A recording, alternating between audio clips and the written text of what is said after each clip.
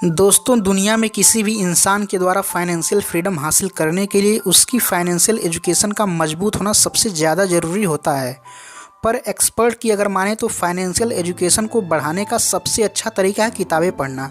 यही वजह है कि दुनिया में बहुत सी किताबें इन टॉपिक पर लिखी जाती हैं और अमेरिकन लेखक रॉबर्ट कियोसाकी के द्वारा लिखी गई रिच डैड पुअर डैड नाम की किताब भी दुनिया के उन्हीं किताबों में से एक है जिसे बहुत से लोग लाइफ में अपना गोल अचीव करने और कामयाबी हासिल करने के लिए पढ़ते हैं। तभी तो फाइनेंशियल एजुकेशन के मामले में इसको दुनिया के सबसे फेमस किताबों में शुमार किया जाता है। और आज की हमारी इस वीडियो में हम आपको इसी बुक की समरी बताने वाले हैं। दोस्तों, रिच डैड पुअर डैड किताब की कहानी लेखक रॉबर्ट कियोसाकी की अपनी खुद की लाइफ स्टोरी पर आधारित है।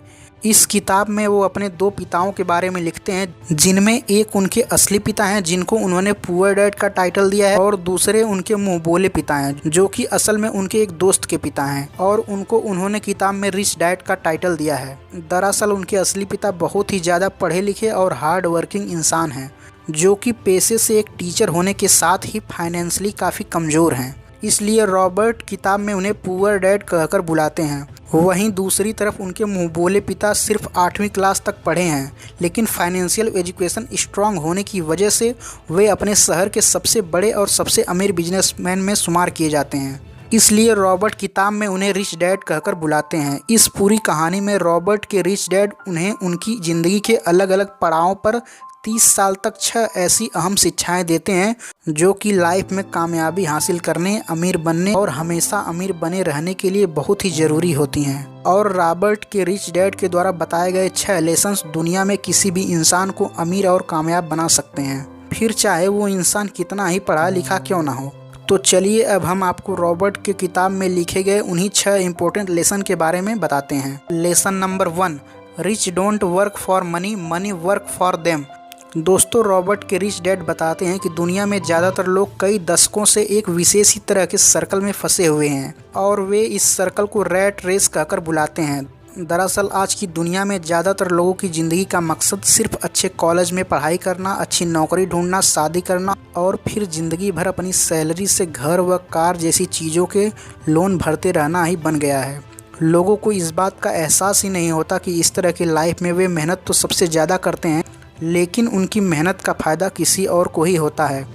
असल में बहुत से लोग इस रैट रेस का हिस्सा बनकर नाखुश भी होते हैं, लेकिन फिर भी वे अपने मन के डर, लालच और जिम्मेदारियों की वजह से वे मजबूरी में इसका हिस्सा बने रहते हैं। रिच डैड कहते हैं कि इंसान को सबसे पहले तो अपने डर को ख़त्म करके इस रैट रेस से बाहर निकलना चाहिए और फिर कुछ ऐसा करना चाहिए जिसमें आप पैसे के लिए काम ना करें बल्कि पैसा आपके लिए काम करे। वो पुरानी कहावत है ना कि पैसा ही पैसे को खींचता है। ठीक उसी तरह आपको अपनी लाइफ में कुछ ऐसा करने की ज़रूरत होती है जिसमें कि आपका पैसा ही आपको कमा कर दे। Lesson number 2, keeping money is more important than making it. दोस्तों, दुनिया में आपको ऐसे बहुत से स्पोर्ट्समैन और सेलिब्रिटी देखने को मिल जाएंगे जो कि एक समय में काफ़ी अमीर हुआ करते थे, लेकिन आज उनके पास कुछ भी नहीं है। असल में लोग अमीर से गरीब इसलिए हो जाते हैं क्योंकि उनमें फाइनेंशियल एजुकेशन की कमी होती है, यानी उनके अंदर पैसे को मेंटेन और ग्रो करने का हुनर नहीं होता। रिच डैड फाइनेंशियल इलिटरेसी का एग्जाम्पल देते हुए कहते हैं कि पूरी दुनिया में घर एक एसेट्स माना जाता है, जबकि उनके अनुसार घर कोई एसेट्स नहीं बल्कि एक लायबिलिटी होता है, क्योंकि एसेट्स तो वो होता है जो आपके पैसे को समय के साथ साथ और भी ज़्यादा बढ़ा देता है, जबकि घर के मामले में आपको कई साल तक उसकी ईएमआई और लोन चुकानी पड़ती है, जिनके चलते आपकी जेब में पैसा आता नहीं बल्कि सिर्फ जाता रहता है। यानी कि रिच डैड सिर्फ उन चीज़ों को एसेट्स मानते हैं जो कि आपको घर बैठे पैसा कमा कर देती हैं। वे कहते हैं कि अमीर बनने के लिए सिर्फ पैसा कमाना ही काफ़ी नहीं होता, बल्कि पैसे को कमाकर उसको मेंटेन और ग्रो कैसे किया जाए, ये सीखना सबसे ज़्यादा इम्पोर्टेंट होता है। Lesson number 3, get in your business along with your job. दोस्तों, दुनिया में जब किसी इंसान को कोई जॉब मिलती है तो पूरी ज़िंदगी उसी को करने का मन बना लेता है और फिर बिना कुछ सोचे समझे अपनी पूरी लाइफ उसी जॉब को करने में बिता देता है। रिच डैड कहते हैं कि दुनिया का कोई भी इंसान अगर चाहे तो वो अपनी जॉब के साथ ही वो कोई दूसरा काम भी कर सकता है और बिना अपनी जॉब को छोड़े वो एक नए बिजनेस एम्पायर का किंग बन सकता है। अब इस बात को समझने के लिए हम दुनिया की सबसे बड़ी फास्ट फूड चेन मैकडोनल्ड के फाउंडर रे क्रॉक का एग्जाम्पल्स ले लेते हैं।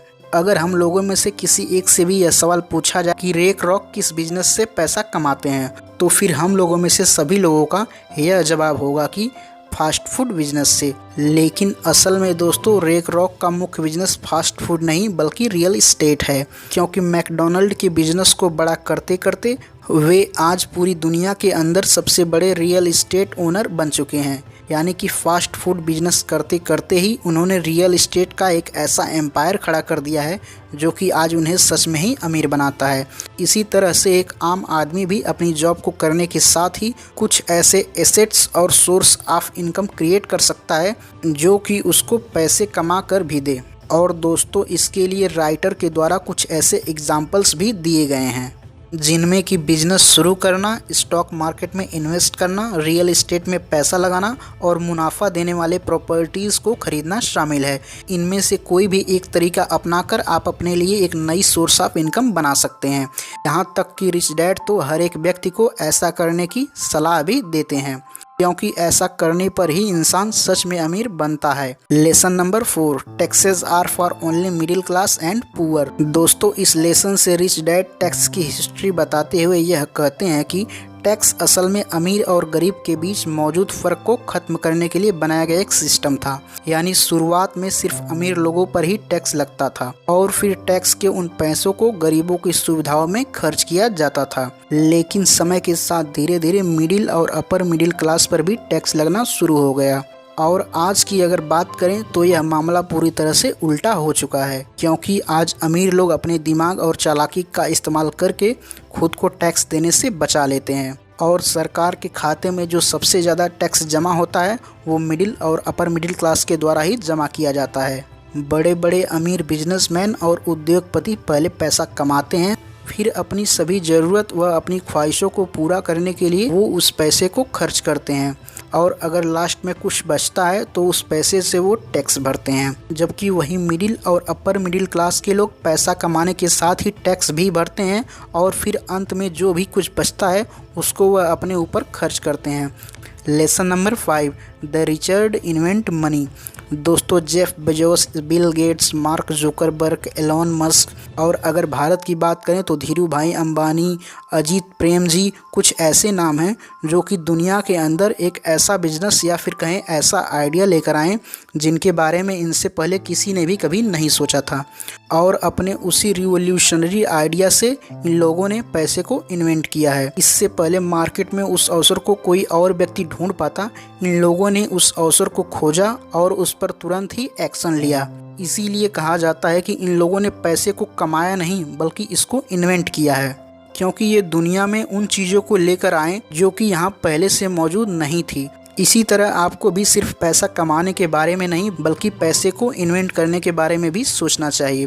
Lesson number 6, rich learns all the time and know how to sell their ideas. दोस्तों, अमेरिका में न जाने कितने ऐसे लोग मौजूद हैं जो कि मैकडोनल्ड के ही प्राइस में उससे कई ज़्यादा बेहतर बर्गर बनाकर बेचते हैं, लेकिन अपने किसी प्रोडक्ट या आइडिया को बड़े स्तर पर किस तरह से बेचा जाता है इसकी समझ हर एक इंसान को नहीं होती।